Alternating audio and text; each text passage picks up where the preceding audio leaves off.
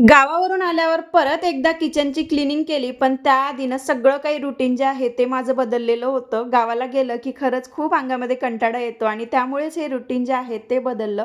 म्हणूनच ना सकाळी उठल्याबरोबर पहिले ओटा स्वच्छ केला, भांडे वगैरे घासून घेतले.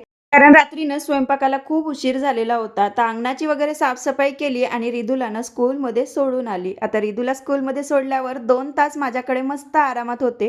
म्हणून छान मशीनला कपडे लावले आणि हे मागचं अंगण स्वच्छ करून घेतलं आणि त्यानंतर घेतलेली आहे किचनची क्लीनिंग करायला. आता तुम्हाला तर माहितीच आहे किचनची जेव्हा-जेव्हा मी क्लीनिंग करते ना, तेव्हा-तेव्हा अशाच पद्धतीने करते. प्रत्येक धान्याला एक चाळणी मारते आणि त्यानंतरच ते सगळं धान्य डब्यांमधलं वाळू घालून घेते आणि नंतरच डब्बे क्लीन करायला घेते.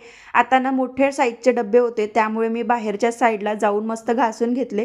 तसं तर सकाळची वेळ होती, ऊन जास्त काही नव्हती, पण तरीसुद्धा उन्हाळ्याची ऊन खूप अंगाला झोंबते. म्हटलं जाऊ द्या, उन्हाकडे बघत-बघत आपलं जे आहे आजचं उद्यावर जाण्यापेक्षा आजच ते क्लीनिंग करून घेते. तसंच मी करून घेतलं आणि सगळं काही धान्य, पापड वगैरे बाहेर वाळू घातले आणि त्यानंतर आतमधलं करायला आली. कारण की झाडू पोछा बाकी होता आणि एवढ्यामध्ये सगळं करून घेतलं आणि परत मुलांना आणायला गेली.